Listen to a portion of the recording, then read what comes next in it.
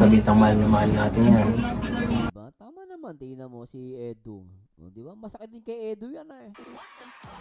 May mukha ni Edu, pinipigilan nga ni Edu na maiyak eh. Oh. Hindi mo si Edu, oh. Hindi natin, pinipigilan ni Edu umiyak eh. Pagkamali ng isang tao kahit pasabitang mahal na mahal natin yan. Diba? Naiyak si Edu.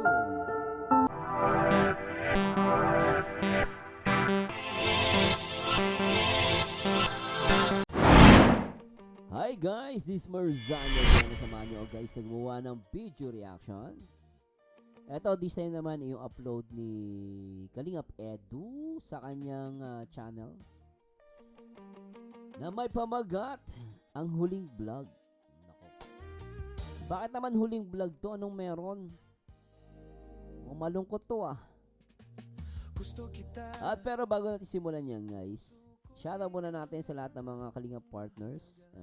Shoutout sa lahat ng mga viewers natin dito sa ating YouTube channel Marzano TV 2.0. At pwede nyo rin po akong i-follow sa aking Facebook Marzano TV 2.0. Yan. Para lumaki din po yung aking Facebook. At alamin natin at makibalita tayo dito guys sa ni Kalingap Edu. Syempre bago yung mag-start, shoutout muna natin lahat ng mga viewers natin mula Luzon, Visayas at Mindanao, syempre sa buong Mega Metro Manila. Syempre pati yung mga kapwa OFW natin sa iba't ibang dako ng mundo at even yung mga senior citizen, hello po sa inyo, sa mga EDC, ng mga baliw. At syempre sa lahat ng mga team Kalingap, no, sa pangunayan ni Kuya Bal Santos Matubang, Ate Edna, at syempre ang nag-iisang director Kalingap Rob.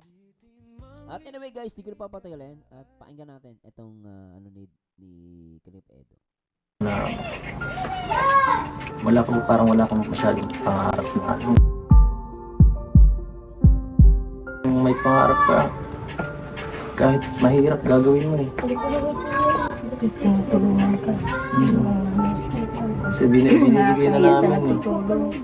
Kasi ngayon, dahil sa ginawa mo, maraming mawawala sa'yo. Una yung tiwala ng sponsor, siyempre pagka ganyan, medyo mawawala, hindi na mag-aano yung iba. Paano na, plano natin tinayin ngayon? Kasi hindi ka may wala na. Siguro kung mag-work muna na lang muna ako. Kasi plano ko. Mag-work ka, alam mo iha.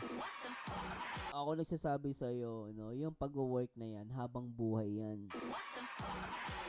No, yung pag-aaral, ilang taon lang yan. Napakabilis lang yan. Ako nga, nag-aral ako ng eskwela ko, mabot ako ng 6 years eh.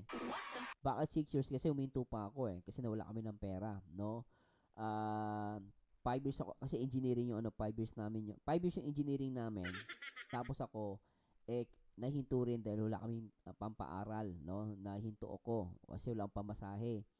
Pero gusto ko mag-aral. Kasi ngayon pag-aaral na yan, 4 na taon, 5 taon, mabilis lang yan. Pero yung pagtatrabaho, yes, kumikita ka. Kasi nakakahawa ka. Pero alam mo, mas malaki pa makukuha mo pag nakapagtapos ka. Ako, iha. Tapos lalo ngayon, ito yung tulungan ka naman ni Edu. Napakaswerte nyo nga eh. Ako, scholar ako pero walang ganyan. Walang bibigay sa amin pera. Talagang libre lang kami sa school pero yung pamasahe namin, pagkain namin sa amin yon. Tapos kayo may sponsor. Naku, musayangin iha. Nagsasabi sa'yo, napakaswerte mo. Mabilis lang yung trabaho. Naku, kumikita ka ng 3,000, 5,000. Kala mo malaki, maliit pa yan. Pag nagtrabaho pagdating ng araw, mas malaki pa makukuha mo. Huwag mo anin ng trabaho kung may tumutulong sa inyo. Unahin mo pag-aaral. No? Pag-aaral ang importante. Kasi meron kang chance eh. Kung talagang walang-wala kayo, syempre magtrabaho ka. Wala naman tutulong sa inyo. Ganun talaga buhay eh. Doon ka dinadala eh. No? Pero syempre, kung may tumutulong sa inyo, unahin mo pag-aaral mo. Ako rin talaga ngayon, dahil sa ginawa mo, hindi naman natin pwedeng palampasin. May penalty siyempre ang ginawa mo. Kahit pasabihin natin, gusto kitang tulungan. Yun nga, hindi pwedeng palagi tayong tutulong at palagi lang natin palalampasin yung pagkakamali ng isang tao kahit pasabitang mahal na mahal natin yan. Diba? Tama naman, tingnan mo si Edu. Diba? Masakit din kay Edu yan eh. May mukha ni Edu, pinipigilan nga ni Edu na maiyak eh. Hindi mo si Edu, hindi natin, pinipigilan ni Edu umiyak eh. Nagkamali ng isang tao kahit kasabihin ng mahal na mahal natin yan. Di ba naiyak si Edo? Pinipigilan ni Edo yung ano niya eh. Sakit niya. Dahil sa ginawa mo, Tina, yung mga pahinga ka muna ng isang taon para pag-isipan mo mabuti ang ginawa mo. Kasi mahirap ka. Hindi, kaya ko man po yung hindi, ano, talaga po, ano, para sa akin, nakakayanin po. Ngayon talaga kasi, hindi ko talaga. Gusto ko talaga mag-aral sa totoo lang. Kasi po yun, yung course na kinuha ko, hindi ko talaga kaya. Kaya sabi ko, mag-burst ako po yun, hindi talaga. Siguro, ngayon, ano muna ako. Kahit sabi nga kuya na ano, sabi nakakaya din sa mental lang po. Kahit hindi ako tulungan kuya, babawian ko na lang sa sarili ko kasi mag-iipon na lang ako. Saka magtatrabaho ako para yung 7 sim na. Kasi napamahal po ako lahat. Pero hindi ko po ano sasayangin ko kahit ako na lang po yung nagpo-provide sa sarili ko. Kasi si Jen, parang ano po yan, parang kapatid na din po kasi malapit na din po ako sa kanya. Kaya yung ngayon po, kahit hindi po ako masyadong lalo ng ismang ko. Kasi pasensya na din po sila. Kita kasi nagawa ko. Hindi ko naman po totally gusto yun kasi ako na lang yung ano sa sarili. Kasi naranasan ko na din po yung magtrabaho ay at ano pa lang po ako, senior life lang ako nagtatrabaho na ako mapapit. Sanay na siya magtrabaho kaya nasabi niya. Pero alam mo if someone could help you, pili mo mag-aral. Kasi naranasan din na ako, laking hirap din ako. Pero alam ko noon na gusto nga ng tatay ko magtrabaho ako. Pero sabi ng tatay, gusto ko nga magtrabaho ako noon. Ayoko na mag-aral. Sabi ng tatay ko, hindi na, ilang taon lang ang pag-aaral. Pag pinili mo yung yung trabaho, habang buhay na yan, tapos magkano lang sahod mo. Pag nakapagtapos ka, mas malaki pa sasahurin mo. No? Pero kasi may tumutulong sa inyo, sayang yun. Ito lang. Ko yung sarili ko. Tapos malayo pa ako dito. Tapos yung pera binibigay mo ko. Halos kalahati na namin kinamama. So, Tina, ano, yung pagpunta namin dito, ano, respeto namin to sa iyo. Kasi ayoko basta-basta yung tinutulungan kita. Siyempre may pinagsamahan tayo. Talikuran kita nang wala man lang sabi-sabi. At minsan ginagawa ko sa tinutulungan ko. Pero kayo kasi, iba kayo eh. Okay lang yung Kayo tatlo. naintindihan ko man po Isa kayo sa pinakamatagal. Iyak si Edo, no?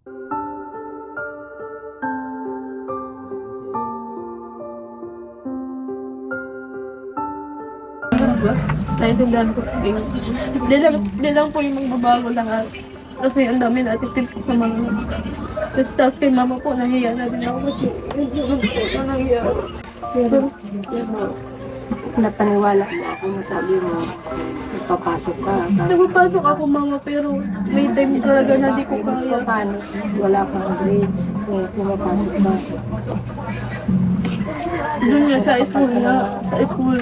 Napunta ako sa school pero may time kasi nahihiya din ako. Siyempre, nagbibigay ka rin sa akin kahit ano. Yun na lang din ang kahihiyan na nadadalhin ko. Naun ka dito. Nangungutang ako para may maibigay sa iyo.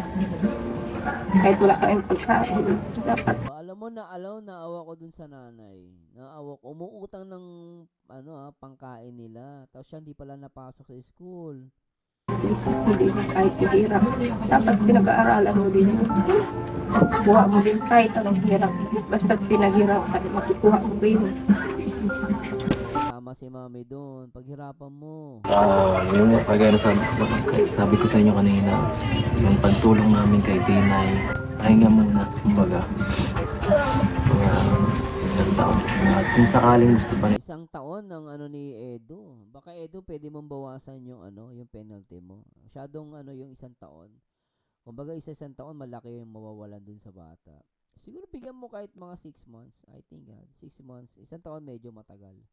No, at the same time, actually nagigits ko naman si Papa Eds doon eh. Pero sa akin medyo na lang sa isang taon. Pero syempre, rates ni Papa Eds yun. Pero sa akin kasi parang isang taon, ang laki na mawawala sa bata. No. Pero siguro, alam ko pero I don't know, si Edo kasi yan kung ako kasi tatanungin nyo guys, medyo pagbigyan ko muna to kumbaga parang siguro talagang grabe kasi ginawa no? Yung degree kasi actually hindi ko wala kasi ako dyan sa senaryo hindi ko alam yung degree na ginawa niya talaga no? At kasi 1 taon talagang grabe. Kasi matindi yung ginawa niya no? Pero yun lang, pero okay na din naman na na turuan ng leksyon in a hard way. Kumbaga, yun talaga no? Kasi medyo ano ako, pero ganoon talaga kailangan mo turuan in a hard way para maintindihan niya na gaano kahirap ang buhay, di ba? Tina, kahit sabihin natin wala man tumulong sa kanya.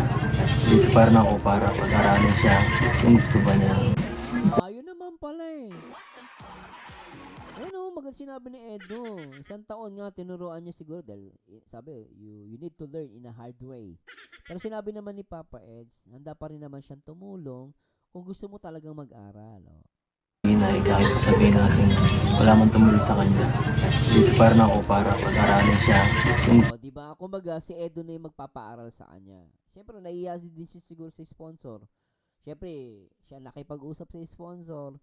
Yung sponsor, tinulungan siya. Ngayon, habang tinutulungan siya, hindi naman pala inaayos. Siyempre, kumbaga, kung ikaw din naman si Edu, lintik na yan Bre mo, ako nakipag-hirap kausapin yung sponsor. Nilakad kita doon para tulungan ka. Tapos, di ba nakakahiya?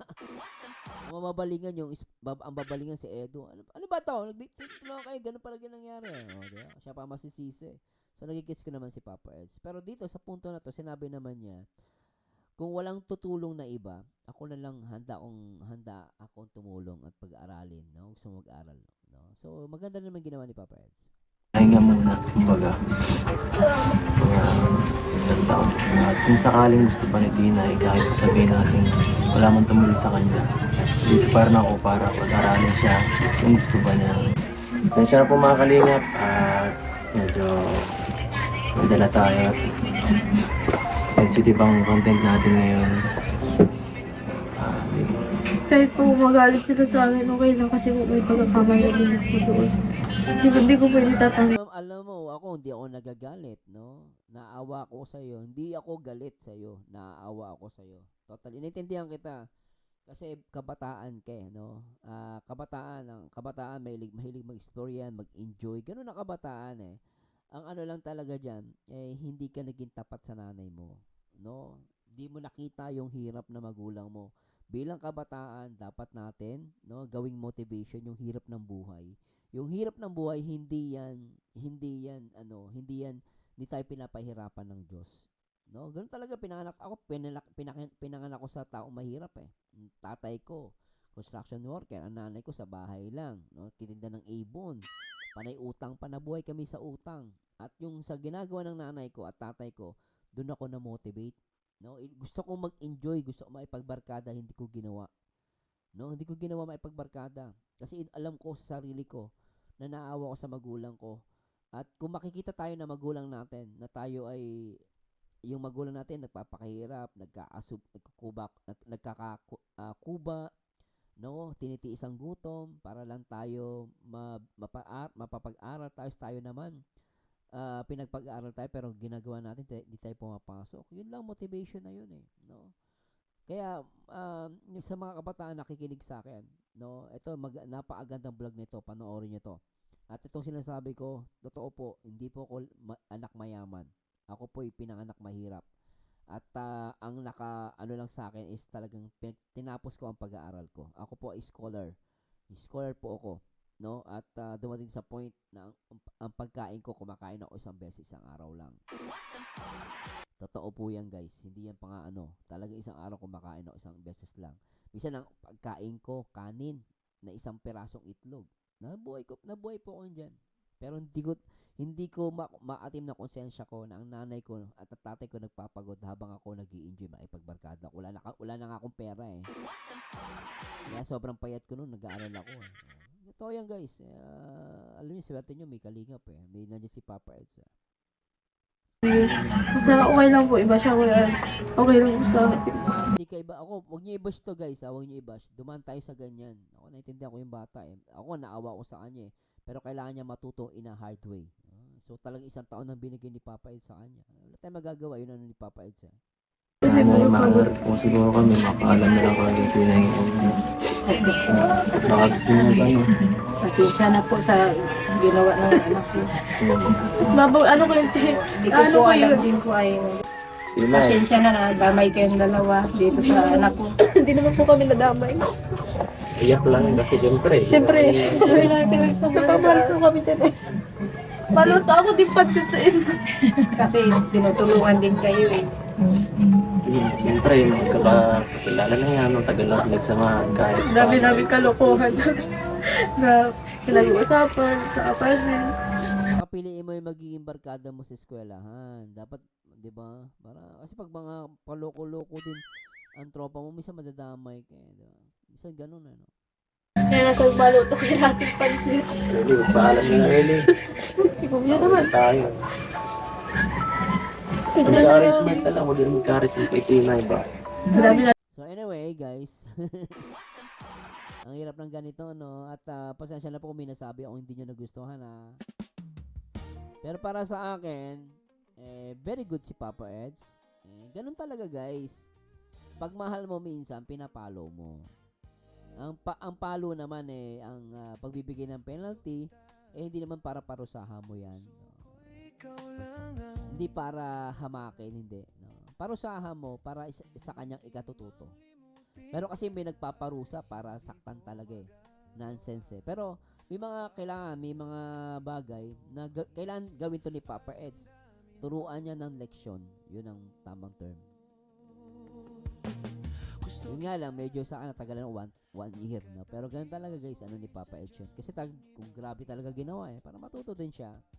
Pero, iha, piliin mo ang mga makakausap mo sa eskwelahan at maawa ka sa nanay mo. Kita mo, biruin mo, nanay mo, umuutang para lang may makain kayo. Ang sakit sa dibdib. Napakasakit sa dibdib niyan. Magulang ka. Diba? Tapos ganun pa ang sasabihin sa'yo, ganun pa ang gagawin ng anak mo sa'yo. Sakit nun. Ikaw na nga umuutang. Ikaw pa yung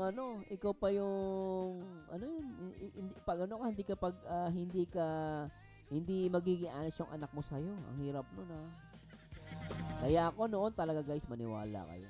Naging motivation ko sa buhay ang aking mga magulang. Ang pagiging mahirap, hindi tayo pinapahirapan. Ang pagiging mahirap, diyan tayo matututo. So, sa tuwing tayo nahihirapan, doon naman tayo lumalakas. Doon tayo natututong magtiyaga. Doon tayo natututong tumibay at nagpapakumbaba. Huwag tayong mahiya na tayo lumaking mahirap o kaya nabubuhay tayo pagiging mahirap. Tandaan nyo guys, wala sa antas sa buhay yan. Pero, hindi naman masama na mangarap tayo na makaalis sa kahirapan. Tayo mismo ang tutulong sa sarili natin, walang ibang tao. Napakaswerte nyo nga, mayroong tumutulong na isang charity vlogger sa inyo. Napakaswerte nyo guys. Kami talagang by our own, nabuhay kami sa utang.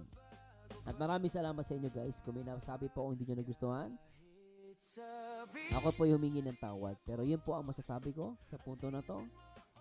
Masakit man sa dibdib, pero at the same time, huwag nyo i-judge yung bata.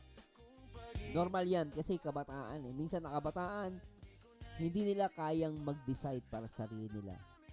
Nauuna minsan yung enjoyment, hindi nila naiintindihan yung magiging resulta.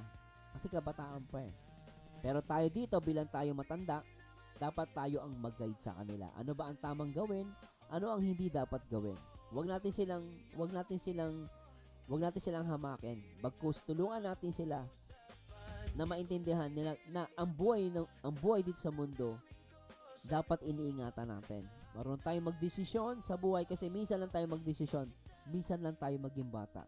Basta tayo nagkamali sa ating desisyon, mahirap nang ibalik pa ang panahon. Ito po ang paborito nyo reactor na nag-iisang Marzano TV 2.0. And to God be the glory guys. Paalam po sa inyo lahat. Yo, si Marzano nasa taas ng laro. Reactor na legit, laging may panalo. Ang bawat opinyon, siguradong matindi. Kayo't love team fans, madalas mapaluhod sa tabi. Mga basher, lagi silang nakabantay. Kahit anong gawin niya sa likod, laging nag-aantay.